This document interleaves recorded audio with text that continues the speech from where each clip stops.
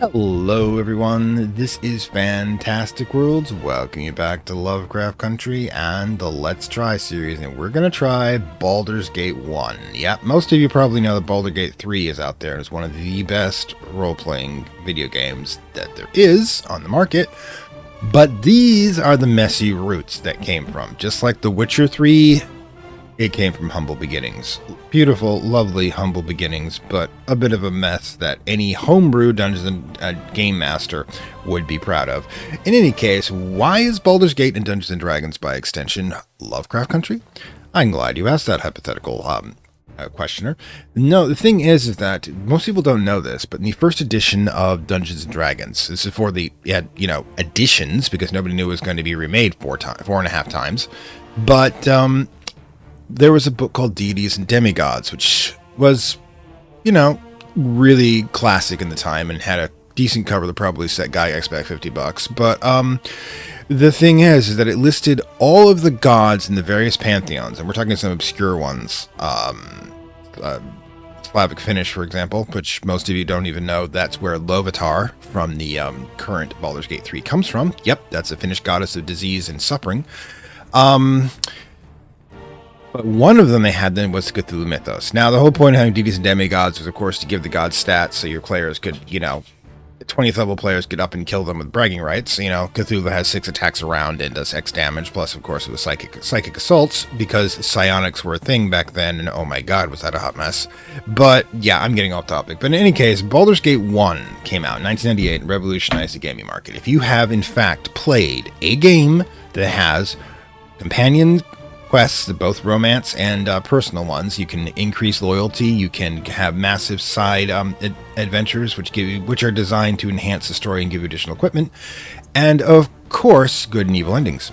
This is your great grandbaddie. This is where it all started. Now, I'm doing the 2019 Enhanced Edition. Some people have some complaints about it here and there because they had to, cut some corners to make it fit a modern UI and OS. But they did put additional material in, and I think it's a pretty good experience. And, if you really want me to go back and do the classic version, because that is available from GOG, if you purchase the Enhanced, I'm going to have to say, I don't think you know how much suffering you're going to put yourself into. But in any case, what we're going to do in this episode 0 is we're going to do a tutorial. Now, the thing is, the reason I'm bringing this up is that, well, I do supporter-only episodes, and the last series, Observation, which I attempted, crashed, lost the save files after about 4 hours, and granted, it wasn't super popular. So this came onto my GOG market for $2, and I was like, screw it, let's go back to the beginning, because it's one of those things I believe in is synchronicity, and this just feels like synchronicity. So what we're going to do this episode is I'm going to do the tutorial, and if you like it, if you want me to see you do monthly episodes based on this one, by all means, become a supporter. Otherwise, enjoy the ride. Now we're going into character creation. Now, of course, you know me. You absolutely know me. We're doing hipster dude. Most of you should know me. That's not hipster dude. I like the expression. Interesting. Probably for an elf. That's definitely a half-elf, because, elves don't have beards. That's closest we've got so far. I am just... No, definitely not that much of a beard. Gotta admit, this is probably some old-school artwork they had lying around. God knows. The amount of artwork that the original Dungeons & Dragons TSR series managed to get, especially from the massively talented... Alright, that's it. We got it. Alright. That's definitely him. Just don't have sunglasses because they don't have it. But yeah, race. But yeah, the massively talented Robin Cook. You should go check out Robin Cook's dragon covers. They're among the best fantasy pictures ever done. Alright, the race determines... Alright, we all know he's human. Humans are the predominant race in Faerun because they breed like rodents. Humans rule most of the significant empires and kingdoms in the realms. They are the most social and tolerant of races, excepting perhaps the halflings. Humans may advance as any class, and are only class that can dual class. Humans may not multi-class. Alright. Class. Alright, so, honestly... Gods. Probably go Cleric.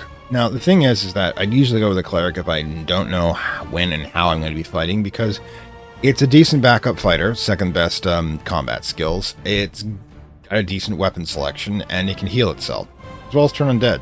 It's probably the most survivable class you're going to have in the classic Dungeons & Dragons, and we are playing classic, baby. 2ED at best. Back when I was doing my prime in high school.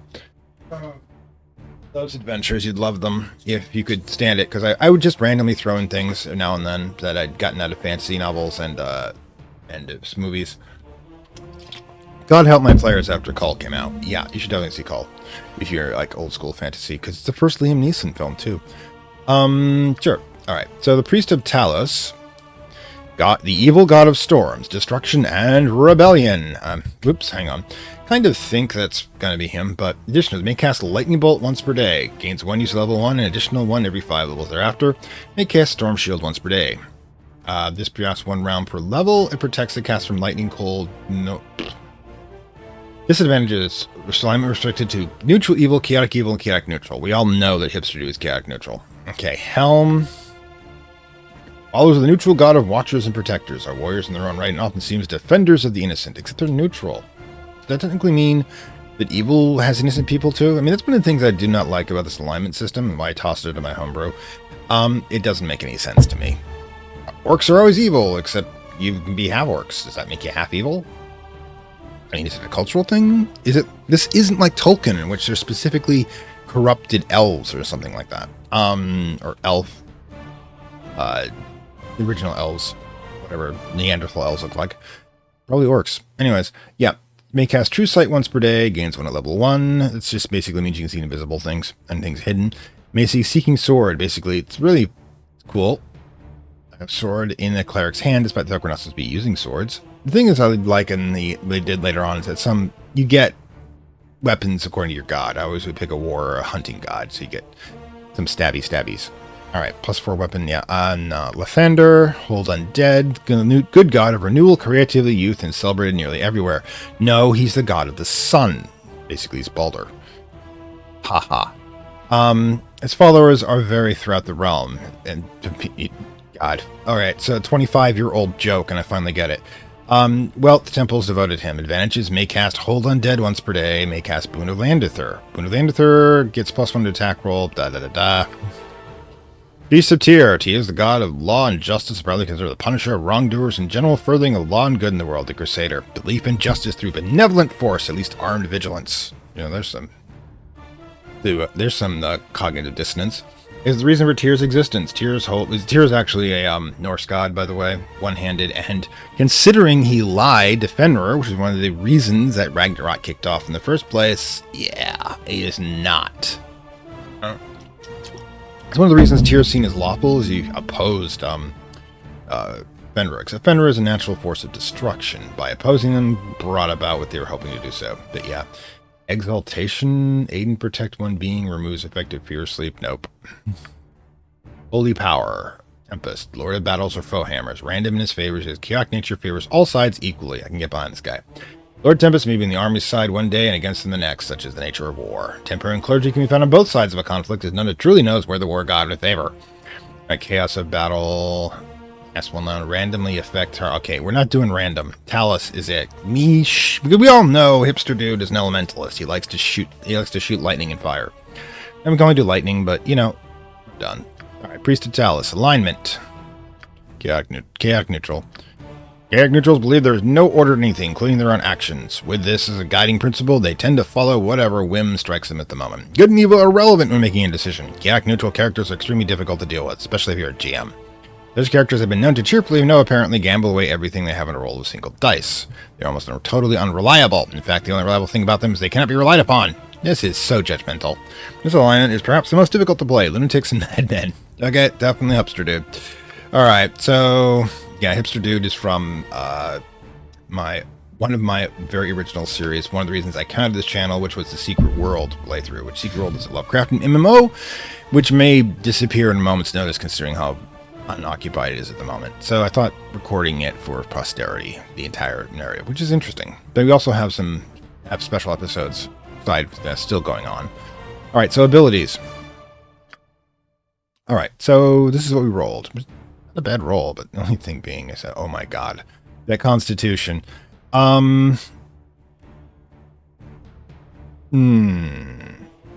This charisma with a dump step always has been. Constitution is how you stay alive, people. -1, +1, make everything as even as possible. Is it worth reducing? Yep. Reducing strength by 1 to reduce dexterity by another. Nope. Okay, so basically we're fast. It's gonna decrease our chance of getting hit, mind you. But probably we're going to be using hand-to-hand a lot, so there's not a lot of ranged weapons when it comes to... Okay, so I have 1 left over. What do we want to be able to boost first? Probably dexterity. No, Constitution. Definitely Constitution. Hit points keep you alive. Oh, right. What the hell do I need intelligence for? Wisdom? Yeah, we want wisdom. It gives us an XP bonus. Alright. This is us. Skills. Let's go. Warhammer, club, flail, mace, sling. Even though I don't have a heavy dexterity, having a missile weapon is good. Second, we don't want a basic club. Let's go with classic. That is, mace.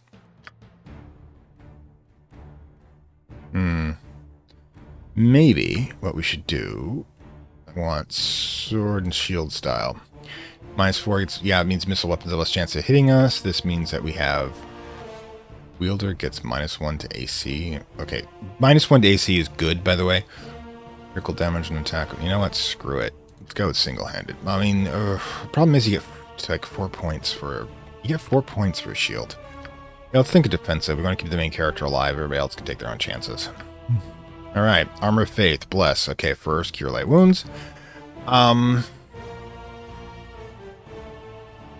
Rest should be what? Cure Light Wounds twice. Okay, Bless, Command, and Command. Which basically means to make somebody step out of the combat for a round. I can deal with that. Alright, cool. Appearance. God. Clothing. What has it? Oh my god. I think he's blonde. Yeah. No, he's dark haired. I remember that now.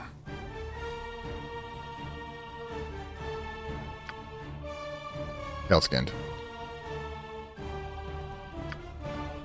And blue is his preferred color. Hints of black. I'll do that. Alright, next. Okay, default. Your life ends here. No. Death to you all. No. Time for a bit of the rough and tumble. Never. You got this coming. That's it. We all know how this goes.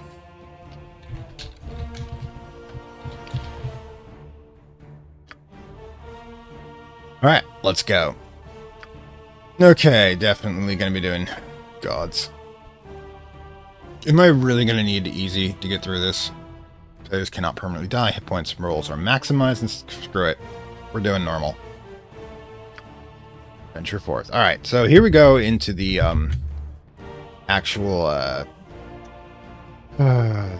tutorial, which is going to be go through everything we can do for the game, period, with some of the actual side characters that we will meet in the future. So you can consider just kind of a nod and wink to the camera. It's like, you know, making of or behind the scenes. Oh god. Insane. No, we're never doing that again. One time I might have done so, but oh my god. Anyways, let's venture forth. Greetings to you. Alright, so this is how we start. Belt is apparently our tutorial. I haven't actually done this part yet because I haven't done the enhanced edition, this version of the enhanced edition, but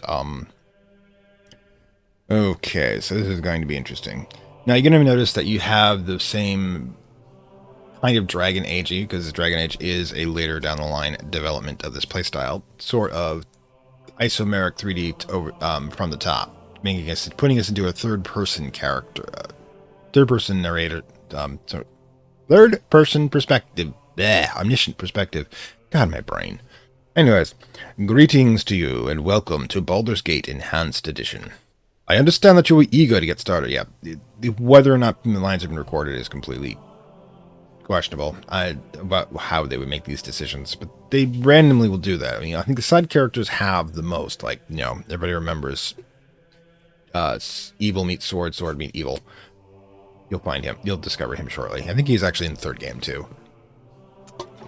Go for the eyes, boo. Go for the eyes. Anyways, I understand that you were eager to get started. A man of your profession would not be comfortable cooped up in a castle like this. Well, God of Destruction. I mean, if you want to keep the furniture intact.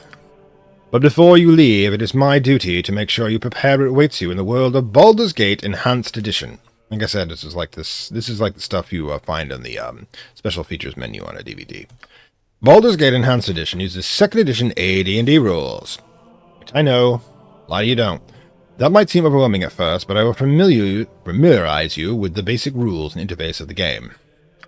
We'll begin by the pause feature. Pause the game anytime with spacebar or left-clicking on the clock on the lower side. Okay. Unpausing occurs the same way.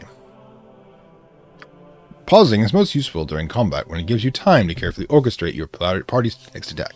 While paused, issues your commands. God, back to this. Real time with pause. I think the last time I really enjoyed that was probably StarCraft. Never played StarCraft 2, though. When you unpause, your characters will carry out the orders you have been given. If you do not use the spacebar, you may find the game very difficult to play. Why don't you experiment with pausing right now by using the spacebar, giving your character some movement commands. When you're finished, left-click me to resume our conversation. Alright, so basically, there you go, pause. Think. The hour, so out this. Yep, that also does it as well. Alright, so cool, now let's go talk to him. My next topic is on how to differentiate enemies from people you want to talk to. Enemies have red circles. People you want to talk to have blue circles. And every blue circle is somebody I want to talk to.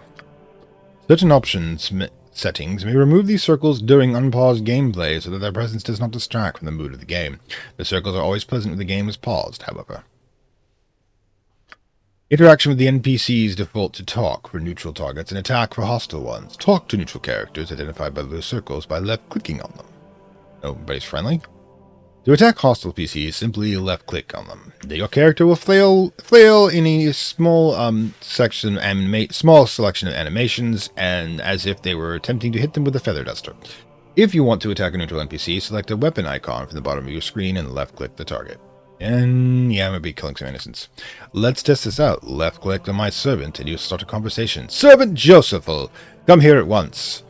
Your autonomy is nothing compared to my need and whims. Alright, cool. Hey there. Wasn't that easy? What I'm going to do now is turn hostile. My circle will turn red, and then you can left-click on me to attack. Alright then, let's go. Hit me if you can. Map. Got this coming! Well done. That was a good hit. Belt will talk with you now. Masochist. Alright. I now want to talk to you about the inventory page. Yeah, I just hit your dude, and apparently that's fine. You can look at your inventory page by right-clicking on your character portrait or pressing the backpack icon on the left side of the screen. Left click. I'll find it. Take a quick look at your inventory screen. To get out of your inventory page, simply press the Return to Game button at the top left of your screen. Alright, so which one's the backpack? Is it the backpack? Save. Help. Rest. Oh god, this is gonna take a while. Left click. Yeah? What do you want? Then I can talk to myself. Makes sense. $120. Oh god, the universal backpack that every adventurer worth their salt must have. Base attack 20, armor class 10, which means I'm not wearing anything. But class hit points level plus 2. Yeah, 10 hit points, great. Take 2 hits with the sword to kill me. But units who have nothing else at this point. What you got for me this time? Equip items by placing them in the appropriate slots around your character on the inventory page. Once equipped, select the weapon by left-clicking on the quick weapon slot at the bottom of the main gameplay screen. A green box will appear on the weapon that is in your character's hands. An orange box indicates combat mode. I'm going to give you a weapon now, and I want you to try to equip it. Great. Right then. Yeah? What do you want? Right-click, I guess. All right. My mace. Okay. Now Macy's, of course. Oh god, 2 to 7. D6. Oh my god. Archaic. But yeah, okay, cool. There you go. What you got for me this time? I don't know. Hopefully we can get around It's that. time for us to go upstairs now. If you move your cursor over to the stairs, you'll notice that your cursor becomes a stair cursor. We just met. When your cursor changes, it means that you're about to perform an action other than moving. If you left click on the stairs, your character will walk over the stairs and move to the next level. Okay. But alright, so we're in, cutscene incompetence, I like to call it. Sorry, just need to see if there's anything to loot. I'm an adventurer, what do you expect? Top of my to-do list. You may have to turn that off. Alright. Now to the next part of your lesson, the journal.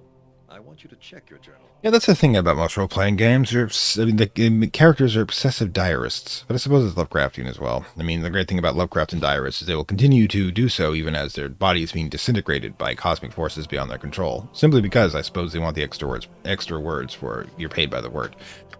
To assist in recording important information, many details will automatically be entered into your journal. To access the journal, left-click on the quill icon on the left side of the screen.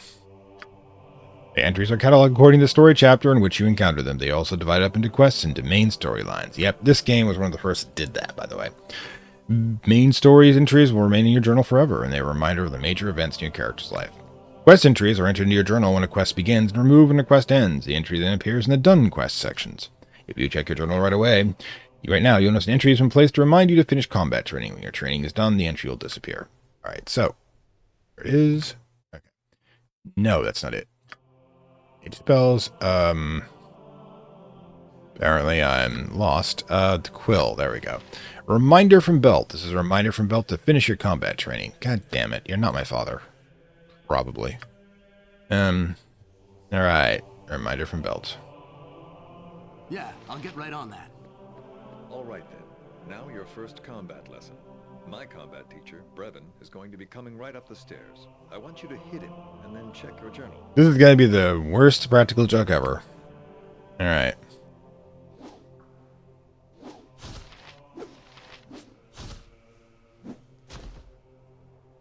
Good job. I want you to check your journal and see how it has been updated. Check both the quest and journal buttons as they will contain different types of information. Alright. Day 0, hour 7. Barely. Mitra 1368. Your journal is being used to keep track of plots that go on during the course of the game. Your journal entries divide into 4 categories. Oh, we can make our own. Now I want you to check your map screen. Didn't let me make my own. To access it, left-click the map icon second from the top of the left side of your screen. This will show the view of the area you're currently in. Alright, you have to... Once on the map screen, notice a world map icon in the top left. Left-clicking this will take you to the world map, which displays all the game areas you currently know about. You may annotate your map by right-clicking where you want to make a note. Why can't modern games do this? Jesus, how much easier it would be like Skyrim or such. Your cursor will change, and you can type a short message to yourself. I'll give you a few seconds to try this all out. Alright, so we go to... okay. Huh, that's good. You can do map notes. Ooh. Right on the screen itself. Another page you might be interested in is the character sheet. I wasn't done! Assess by left-clicking on the head icon on the left side of the screen. Record sheet is everything you know about your character. You'll find an export button and information button on this page. The export button will export your character for use in a new game. This is not a save game, but a way of transferring a favorite character from game to game. The information screen shows your character's history and combat stats. Alright, so... let's return to game. This is... left side? It's right side, dude. What the hell? That's the inventory, actually. Huh? Okay, so... that's it. There we go.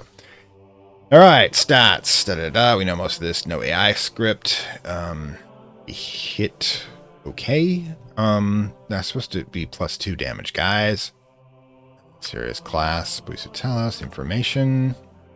I save. Oh god, the saving throws. I forgot these archaic ones. Most saving throws days are, I think, like, based off, like, body reflexes and will.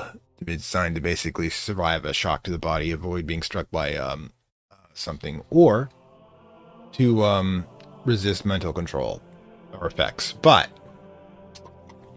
in this case, what we're dealing with is we're dealing with specific ones: paralysis, poison, death, rod, staff, wand, petrification, polymorph, breath weapon, which is going to kill you anyways, and spell. Yeah. On the other hand, you know, it's likely to die instantly from poison, which is good. Skills, lore 8, reputation average, abilities, yeah, not super, combat stats. All right, you know,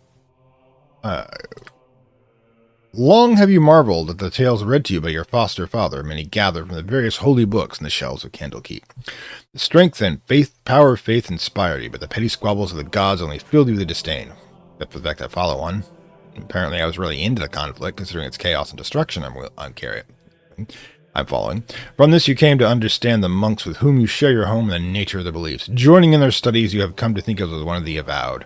Some of the brethren, perhaps responding to Gorion, your foster father, Stubbles urging, have graciously fielded your many questions and taught you much about the meaning and role of the priesthood. Yeah, mine's last place you want to bring God of Destruction is the library. That's all I gotta say. You know little of how you came to the award of Gorion, so I wonder if that's important. Yeah, I know. Most of you know the twist, but for the 4% out there that don't, I'm not going to spoil it. But over the years, you have gleaned something of your mother's tale from his vague allusions and the words he sometimes uttered in his tear-filled sleep. Ugh, gods. She was a human from Silvery Moon and a friend of his for many seasons, and not my actual bio-father. As you have no memory of her nor any keepsakes to remind you of her existence, you have come to believe she died when giving birth to you. Probably she's... I never actually remembered if we actually find out what happened to her. Hopefully. You know, I've forgotten more than most people know from osmosis in this game. Cultural osmosis. Perhaps it was the pain of such a parting that led Gorion to cloister himself within the narrow halls of Candlekeep and raise you as his own. Of your father you have learned nothing. I wonder if that's important. Yeah, we're done here.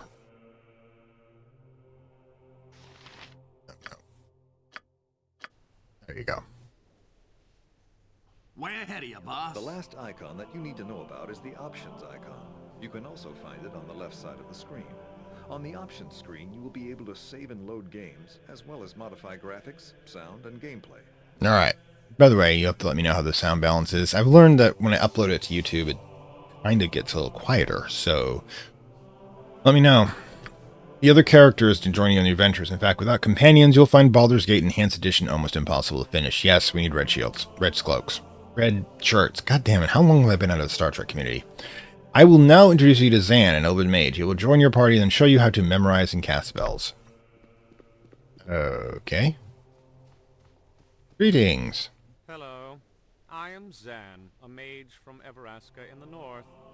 I am going to join your party and show you how to cast and memorize spells. I see they got the intern involved. My first lesson for you is on how to cast spells. My cast spell button and choose a screen. Left click on your target. My cast spell button is a spell icon on the bottom of the screen. You have to have me, Zan, selected for you to access to my spells. You can also configure quick spells by right-clicking on a quick spell slot. This summons a list of memorized spells to choose. If no spells are listed, the character either does not have any spells memorized or cannot cast until a higher level. To cast a quick spell, left-click on the appropriate quick spell slot and then select your target. I will want to try to cast a spell now. Select any spell in my repertoire, I don't actually pronounce that one, and cast it on belt. Alright, so what do we got here? It's quick formation. What am I doing? Select. Is so hollow. Oh, God. Cast spell. I'm going to cast Burning Hands on you. One of my favorite spells. It's how you clear out goblins swarming you. Good job. I am now going to teach you how to memorize spells. God, Tim the intern. Really into his role. Any spellcaster besides sorcerers and shamans must memorize spells during the rest button on the left panel after choosing their spells on the mage book or pre-scroll pages. Select the mage book or pre-scroll icon that appears on the left side of the screen. Choose the spells you want to memorize and click on the rest button. Once your rest is completed, you will have memorized all your spells.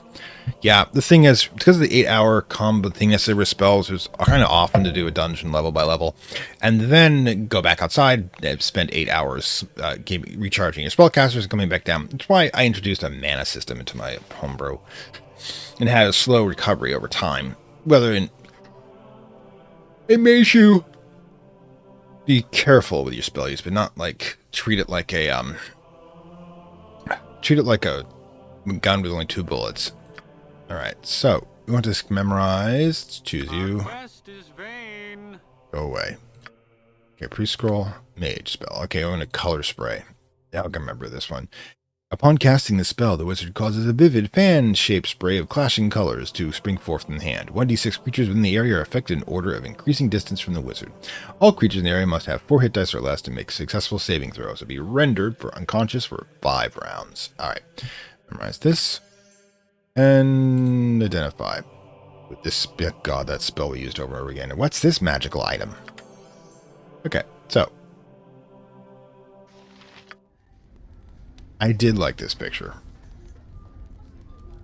I mean, granted, it means we're like sleeping in front of the fireplace, I guess. But we actually do in taverns if we don't have the cash. You have rested for 8 hours. Alright, cool. Whatever. We're all doomed. Great. What you got for me this time? Yeah, I'll get right on that.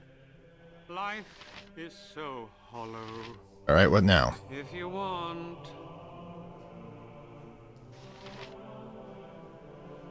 God. Do I have to actually check the journal for this?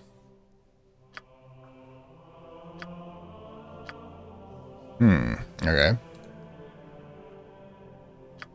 I thought we just went through that. You haven't slept There we yet. go. You can access your rest button from either your memorization screen or your inventory screen. I thought we did. Okay. We did. Oh god, the game's gonna glitch on me? This is gonna be great. We're gonna get used to that tankard. Alright. Good job. I'm now going to teach you how to learn spells. I have a flame arrow scroll in my inventory. So many jokes, so little appropriateness. Right-click on the scroll and it'll bring you to the item history screen. At the bottom of the screen, you'll find a button that says Write Magic. Press this and your mage me will now be able to cast Flame Arrow once I memorize it, that is. There is a chance of failure when trying to learn a new spell. Failure means that the scroll is used up and the mage does not learn the spell. I will not fail with this one, but in the real world, your intelligence stat will determine whether you succeed or not. Okay, so... Okay, go to inventory for you. Quest is vain. Right magic. Flame arrow. Hurls fiery bolts at opponents within range. Each bolt inflicts 1d6 points of piercing damage plus 4d6 points of fire damage. Only half of the fire damage inflicted if the creature struck saves versus spell. Should be reflexes. The character receives 1 bolt every 5 levels. Yada yada yada yada yada. Alright, cool. Dan now can fire a flaming arrow. Life is... Good job. Now I'm going to teach you how to identify items. You find a magical item, you won't automatically know what it does. To find out, you must first right-click on the item. On the bottom of the item's history screen, you will find a button marked Identify. Left-click on this. Whoever has the item in the inventory has an Identify spell memorized or an Identify scroll, and the item will be identified. Bards and very intelligent characters can sometimes automatically identify an item when they pick it up. Oh god, 2nd edition Bards. Bard was like the class that was so divisive. It was like ridiculous to try to play, and only the most dedicated role players or the most dedicated fools would do so. To this day, they're still not getting a lot of respect. I have Unidentified Shield in my inventory. I also have Identify Spell memorized. Well, I wonder if that one... Well, I probably already had one. I will give you a moment to identify this shield. Alright, so... You know, you've got your clicks back. Okay. A medium shield. Carried in the same manner as... Yeah. There's so much text in these games. As a small shield. Unlike the small shield, I mean, like, FromSoft is about the only one who has more. However, its weight prevents the character from using his shield hand for anything other than carrying the medium shield. Medium shield is made of metal, range from 3 to 4 feet in diameter, and can be any shape that's not a circle. Any shape from round to square to a dragon's spread wings. A typical medieval shield resembles a triangle, 1 point facing downwards. Armor class +1 requires 12 strength, which means I can't use it. Oh well. Did I pick the sword and shield one and not be able... I'll have to use a small shield for them until I get my strength up. Oh wow. Spell. Shield +1. Ah, gives you additional bonus. Great, that's awesome. We're all doomed. Go away. Life is so Now that you know hollow. everything about using mage spells, I'm going to introduce you to a cleric. Her name is Bronwyn, and she'll be teaching you how to use cleric abilities. God. I think I should know that I'm a cleric. God. Hi, Braun. Greetings and goodwill. I am Branwen, and I follow the ways of Tempest, God of War. I'm going to join your party and teach you how to use cleric abilities. Why are you stereotypical Nordic? That would be Tyr, not God, I'm not even getting to this. You cast cleric spells in the exact same way that you cast mage spells. I'll refresh your memory in case you've forgotten. I'm wondering if every day in Candlekeep here, they treat me like I have lost my mind when I fall asleep and have absolutely no idea what I'm doing. Select my cast spell button and choose a spell. Left-click on your target. My cast spell button is a spell icon on the bottom of the screen. You need to have me selected for access to my spells. I want you to cast a spell on Belt now. He is slightly wounded from the other spell he cast on him. I set him on fire. So you use one of my healing spells. Go ahead, cast a healing spell on Belt or anyone else for that matter. You can rest to restore a healing spell if necessary. It's just... Alright, so... Right. By Tempest Shield! We're gonna... Okay, so... Where is it? Ah, that's healing. Yep.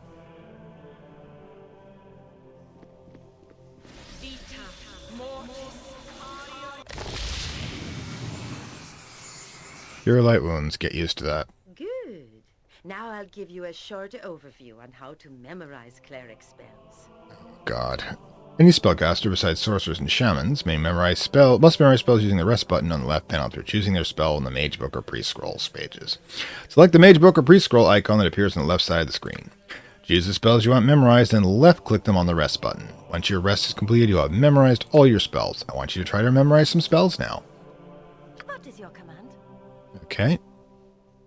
Let's see. Memorization. Pre-scroll. Alright, so... Memorize, okay, 1, 2, 1.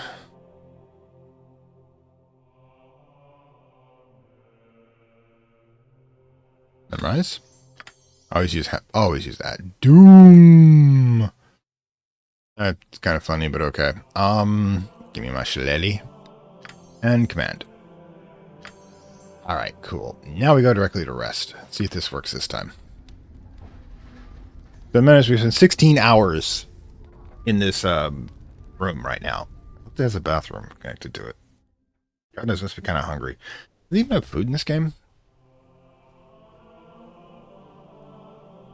By Valkor's mighty blade. Hello? Let me have to do it again. This ornaments there on top. That's not the best place to keep a blade. Or way to keep a blade. The thing's rusted as hell. Alright. If Tempus wills it, good job. Now, Really? another ability. A very important skill to the cleric class is the turning of undead creatures. You keep a skeleton around for this? Paladins also have the ability to turn undead, and they're also insufferable. Activating this icon will cause enemy undead creatures to flee or even be destroyed.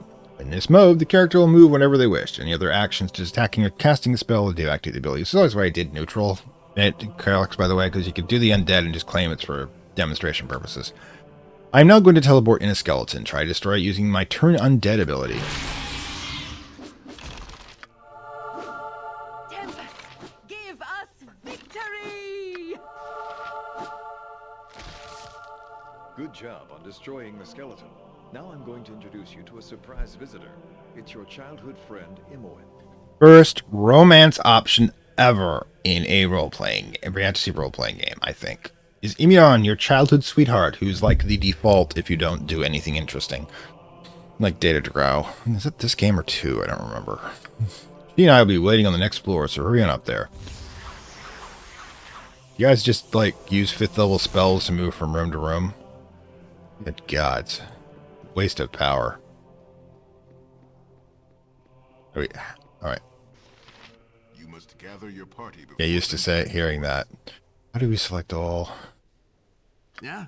What do you want? I think it's this one. Way ahead of you. There you go. party before venturing forth. You must gather your party before venturing forth. Alright, cool. We're all here now. And I don't think we can steal anything. Alright. Top of my to-do list. Wait, Hey, how are things going? you must be itching to get started on your adventure. They call it adventure in-game. Alright, so yes, our childhood friend Imyan, who probably we first developed our crush on, depending on gender or preferences, ends up, I don't know if she's actually the canon one. I've really forgotten. Anyways, I'm supposed to teach you about how to use thief skills or something, but only after I join your party. Alright, cool. So anyway, I'll start with the pickpocket ability. One of my favorite abilities in role-playing games. I would sometimes, when you could choose your skills, not just them determined by your level for thief abilities. That's how it usually started before. God, I used to like go through an entire marketplace with maxed out ranks and just be like, okay, cool. I made 114 copper today.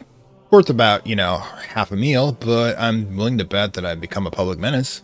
Anyways, yeah, I usually prefer the chaos side of the fence. To use this ability, you must press the thieving button on the bottom of the screen. The button obviously won't be there if a thief is not selected first. The thieving icon is an eye mask, which thieves are occasionally known to wear. The mask is also the god of the thieves. Once you've selected the thieving button, left-click on the person whose pocket you want to pick. Give this a try. Attempt to pickpocket a gem from Belt's pocket. Alright, so. Now how many... Can we get a... 60 fucking hit points. Oh my god. Yeah, she's... Definitely, well, hipsters into older women, apparently. This way. You haven't got the gem yet. What's taking you so long? To use this ability, you must press the thieving button on Stop the taunting me. You were on the way walking over there. I'm not reading that.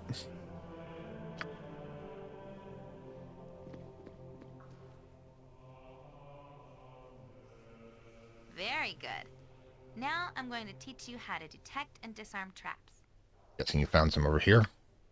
Detect a trap, you must find traps button on the bottom of your screen. While it's active, any traps in the area you detect will be highlighted in red. The find trap button is represented by an icon of 4 triangles. With this mode, your character must move whenever they wish, move wherever they wish, and any other actions attacking or casting a spell will deactivate the ability. To disarm a trap, you must press the thieving button. You must left-click on the red highlighted trap. Watch out! If you fail in disarming a trap, the trap will respawn. God. Early edition thieves, so many died this way. I was, like, brutal as a GM. I would put, like, triple traps onto a chest. And then, I'm proud of my children, so to speak. Then, they got the bright idea of just smashing the damn thing apart. Then I put in an explosive trap, but detonates when hit too hard, but that's just me, sadist that I am.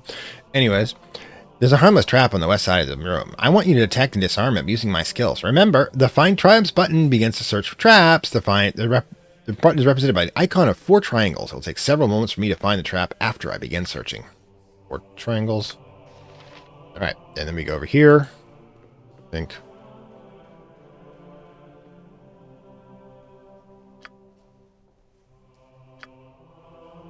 There you go. Good job. You should also know that when you're in detect traps mode, you'll also be able to detect secret doors and illusions. Why would you ever come off of it? The next ability you learn the next ability you need to learn is the ability to open locks. To pick a lock, you must select the thieving button and left click on whatever lock container you want to open. Once again, the thieving button is represented by an eye mask icon. There's a locked chest on the west side of this floor. Use my abilities to pick the lock of the chest and steal the gem inside. How many gems? Does she like normally just steal gems around here? Yeah, everybody's like, "Hey man, just give me my wallet back."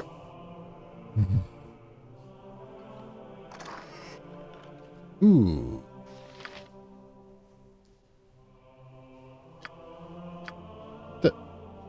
Oh, I see. What's taking you so long? We are not discussing that. Okay then. Good job. The next ability I'm going to teach you is one of the most important a thief can do. The ability to be stealthy. Look, I've played Bethesda games. I know stealth is just crouching. Yeesh. You'll notice at the bottom of your screen is a stealth button. Simply left-click the button and your character will attempt to hide in shadows. God, that ability. These are great as long as I can roll that. Once you get the failure, the odd in this game, or the natural one in later games, you're pretty much dead. Stealth button is represented by face, half, and shadows. When in this mode, your character can move wherever they wish. Any other actions attacking or casting spell will deactivate that ability. I want you to try to put me in stealth mode. That's what you call it. Anyways, it's here. Alright, cool. Activate cloaking device.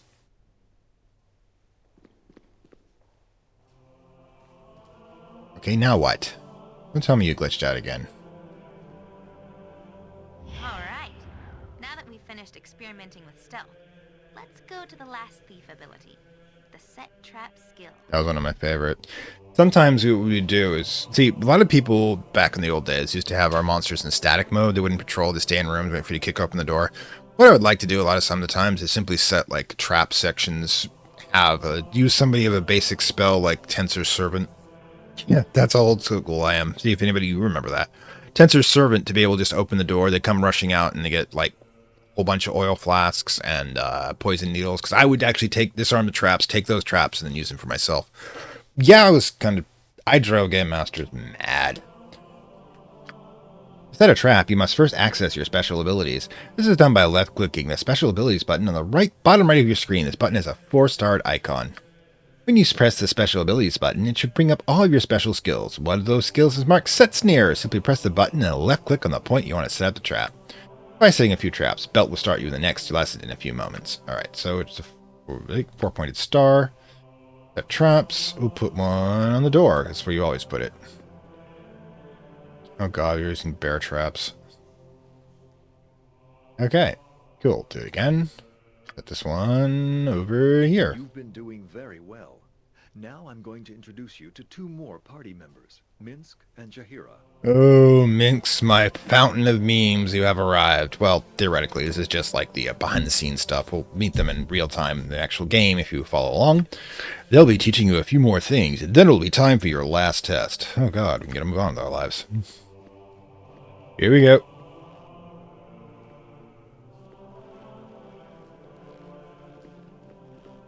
Come on, get your pathing done here. Hello there. I hope you've understood your lesson so far. They'll be of utmost. Could you not whisper into the mic, please? I know most of you are like saying it to me half the time. Minsk and I are going to join your party and tell you about remaining skills. Ooh, Gao, you can have a really big party, and I will be taking full advantage of all of that. What level are you anyways? 68 points. Minsk and Boo. You forgot Boo. You all know him. You all love him. Minsk and Boo. Yes, Minsk. I forgot Boo. Okay, Minsk, Boo, and I are going to join your party and tell you about your remaining skills.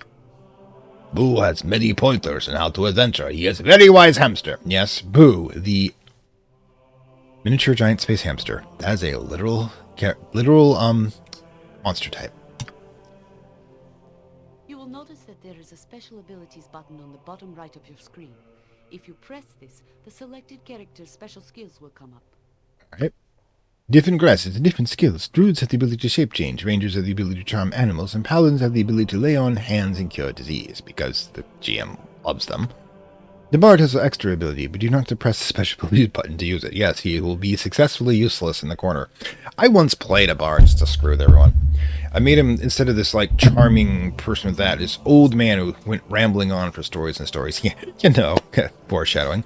But knew everything. You could, get through his 5 or 6 paragraphs to get to his legends and lore. What was it? God, what was that skill called? Where you could just pull up information out of your butt because you've been traveling so often, or listen to the right stories. When you have got your bard character selected, that's you, isn't it? A harp icon will appear in the middle bottom of your screen. Pressing the button activates the bard song. The bard can inspire their comrades in combat by the use of bard song. They are able to move when singing, but only actions will end the song.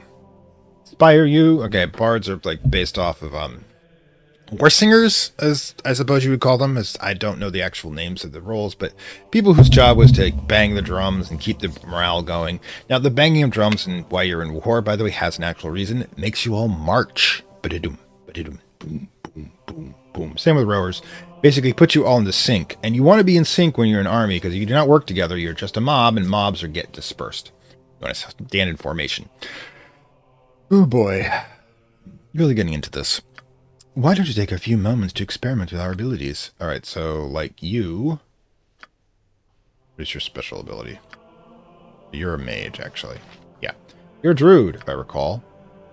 Ooh, oh god. You've done a fine job so far, but there is still more to come. You'll notice that when you have a group of characters selected, there is a list of party formation buttons on the bottom of the screen. Let's get this party started. Click select one of the formations, and whenever you walk a party as a group, they will walk in that formation. You can access even more formation types by right-clicking on one of the formation buttons. That's right, we're going to power walk. I'm going to give you a little time to experiment with formation types, then we'll go to your final test. Alright. God. Alright, formations. When was that?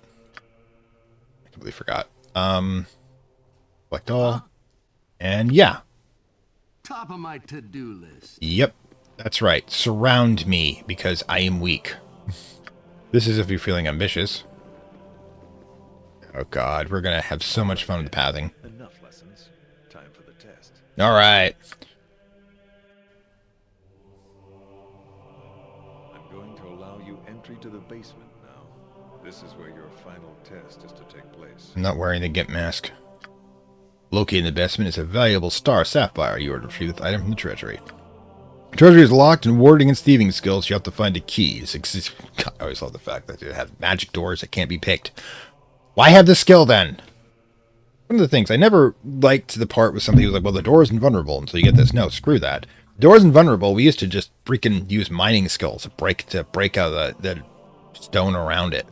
Yeah, we drove our... Never, GM crazy, because you never, ever, ever use any access point or behave in a way the enemy predicts. What you want to do is come at them the way they'll never think of.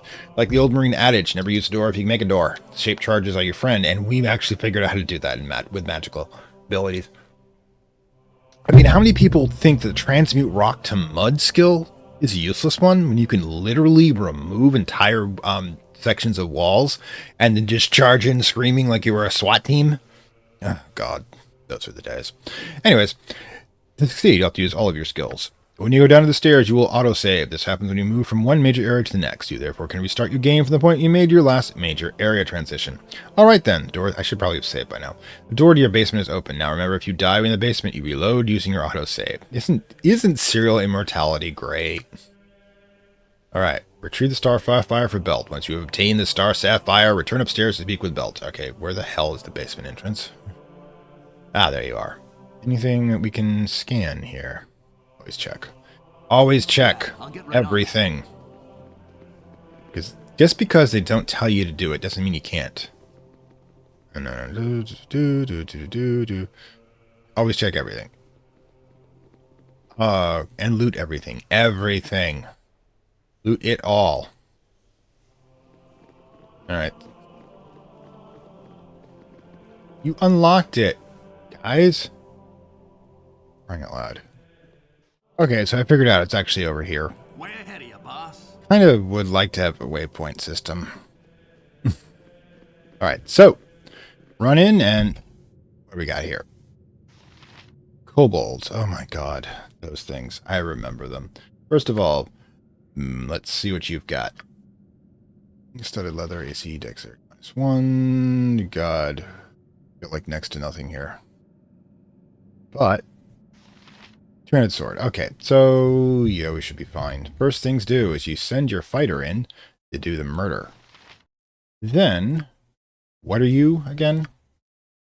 Oh god, you have no fighter druid. Okay. What spells do you have anyways? Okay. Plus Cure Light Wounds and Entangle. We're not going to use Entangle. Instead, you're just going to beat people up, okay?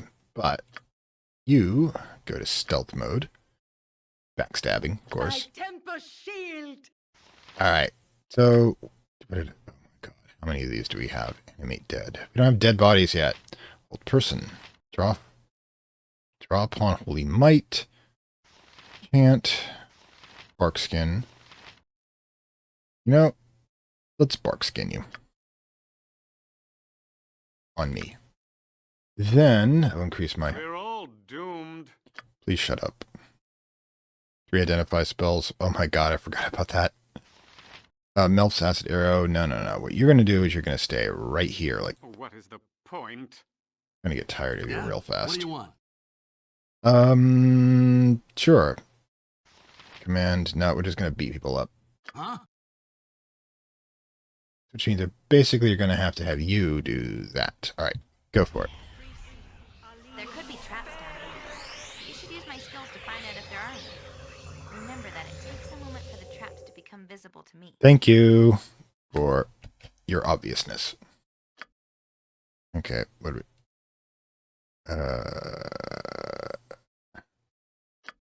There we go.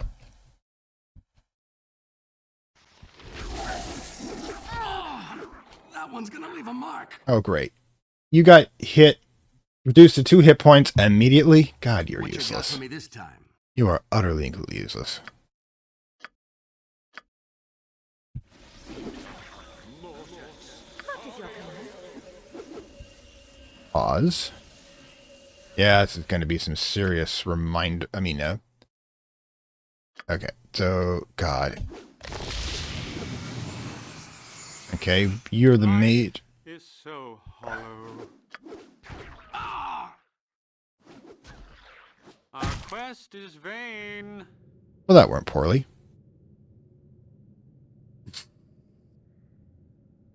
Yeah? What do you want? Yeah, you are just going to keep casting Cure Light Wounds on yourself, apparently. And then everyone else, Minsk go kill. It's what you do. Go help him out. Alright, so there you go. Combat is not why you play these games. Also, I have to learn how to enable scripts at this point. Alright then. For me this time. Let's Yeah, go. I'll get right on that. Alright, you go to... I told you to detect traps. Apparently you failed at your job because you're bad at it. Butt kicking for goodness! I like you. That's your job. I've had enough of this. That's one of the reasons why some people don't pick her as a monster summoning. A Excellent. scroll of monster summoning. You should have me learn the spell. Excellent. I always wondered what it would be like if the players got summoned by one of those spells to do by the bad guys. Wait, what the... Guys, could you like... My childhood girlfriend here is having a little trouble? Thanks. Nobody have any... Oh, forget it. Hello? Yeah, do some beating up, would you? Little self-defense there.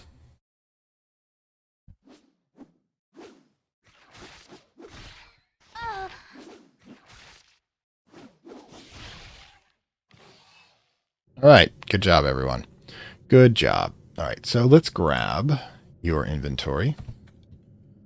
Okay. Give that to you. Then you're going to learn...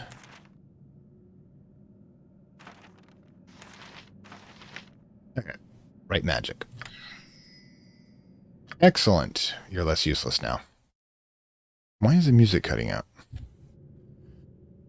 Alright, everybody form up. Yeah? What do you want? Way ahead of you, boss. Haha, the old tab function. Love that. Imogen, your job. Go take care of that stuff. I've had enough of this.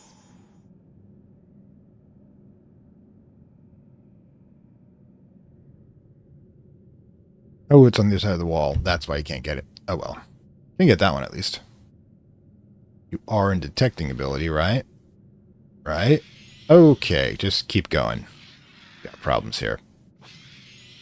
Alright. I want you, Minsk, go kill that thing. I want you to... Yeah, nobody else is badly hurt here, so let's just have you do some murder. You do some... Actually, you move here. You We're all doomed. should learn some magic missile or something. Don't think you need to set things on fire at the moment. I think that'll do.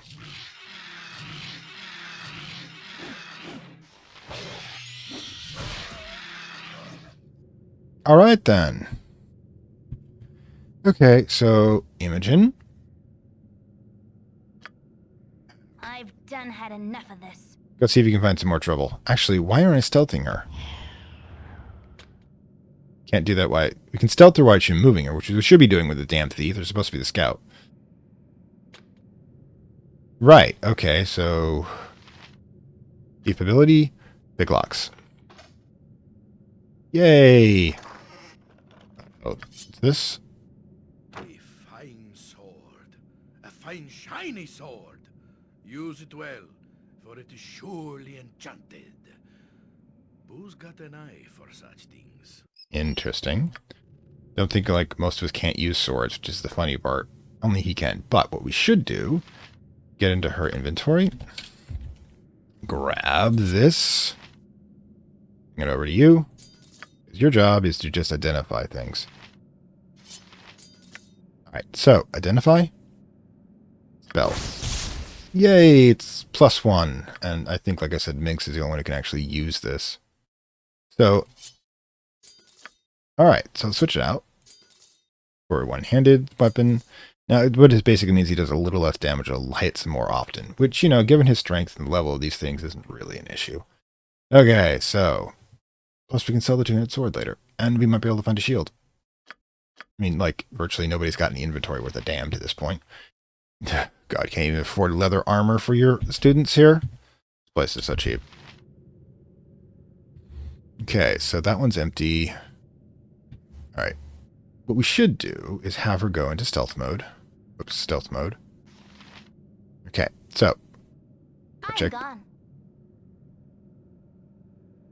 So there's a monster there. Should do. Can we have any traps? Can we set traps? Thieving. Oh well. So, yeah. Go in and beat him up. By Tempest shield! You're supposed to be like a... That was quick. Tis a fine day to die. No, Minsk. Go check out the body. I think we can do that. Kicking for goodness! Do we not have the ability to loot bodies? Because that is just too central to every single...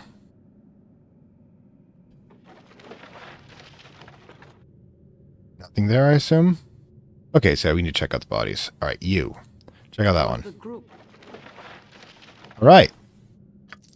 Excellent. Right, let's make sure we... Your command? By Valkor's mighty blade. There we go. There we go. We're getting the hang of this. We're getting the hang of it. God, it's all coming back. It's all coming back to me. Oh yeah, these bodies. Alright, so you make yourself useful. Yeah, I'll get right on that. Life is what is the point? Because I told you to. What's this? Short sword. You know, let's grab it. And you... Our quest is vain. You... give it to Minsk.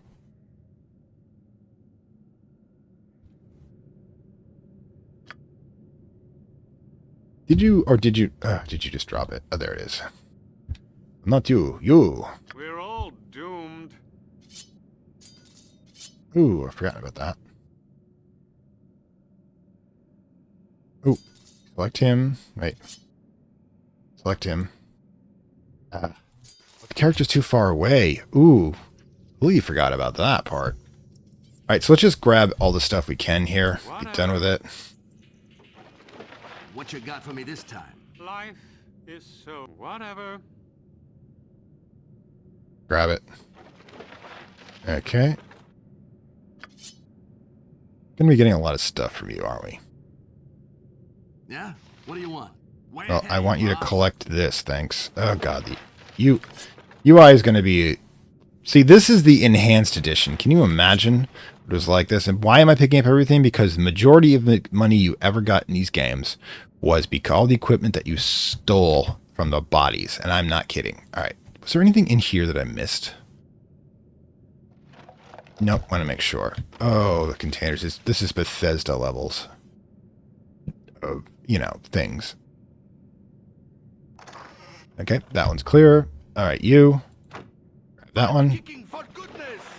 What is this? Potion of extra healing. Yeah, we're going to need that. You should probably have it. Potion of extra healing. Yeah, you can right-click it. You can also put the potion in your quick item slot, which is a good place to put it. And what he's actually going to do. Potion goes into quick items. Which means you can put it right here and use it then. All right, so what else we got? Jaheira. Did we check this out?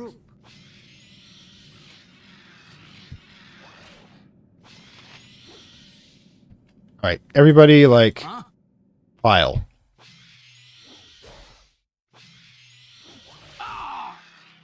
Did you get hit again? God, you're useless. Yeah, I'll get right on that. All right, so I think we got a body, too, here to check out. All right, more cash. Great.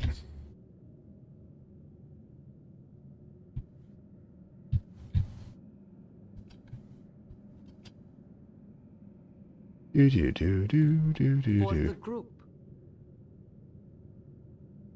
Nothing else here?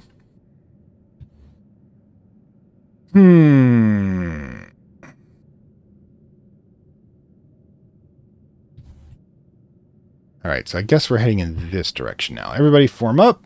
What you got for me this time? Yeah, I'll get right on that. Let's go. Narrow spot. Okay, Yeah? you. What do you want? Grab that. Ya, boss? What's this? Leather armor, which is definitely we're going to be wearing. This is an unidentified suit of armor. You should give it to Zan so that he can identify it. We're going to be doing this for a while, aren't we? What you got for me this time? All right, so take this, give it to Zan. Zan, I want you to identify. Spell, +1. Great.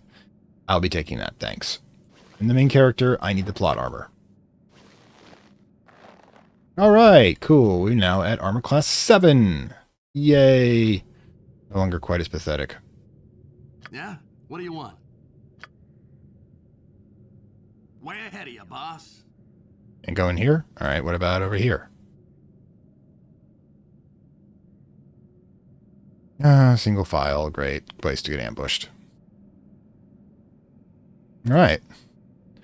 What's in here? Key. Right? Treasury key. Excellent. And that is what we need here.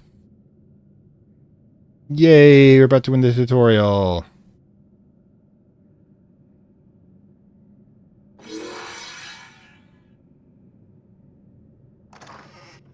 And boom.